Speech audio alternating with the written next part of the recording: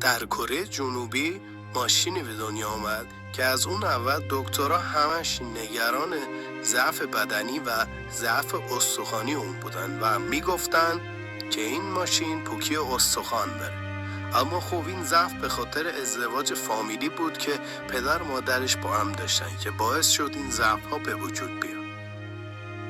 اون بعداً به ایران مهاجرت میکنه و اسمشو به سبا تغییر میده.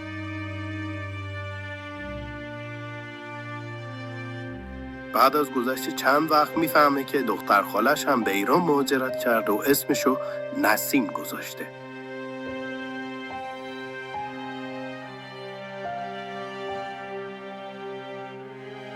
خب تصمیم میگیرن با هم ازدواج کنن و حاصل این ازدواج فامیلی که خیلی هم بچه زیاد بوده شده 111 که خیلی شبیه مادرش و انگار مثل هندوونه قاط شدن از وسط.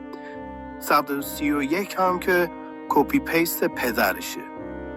132 هم جوون خانواده بود که خیلی کم شبیه آقاش بود.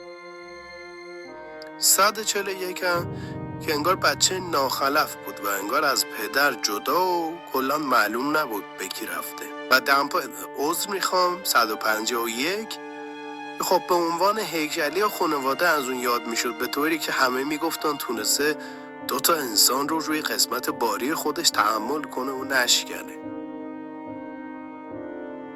اما شاید سوال پیش بیاد که بگین چرا همش از قید گذشته استفاده میکنن؟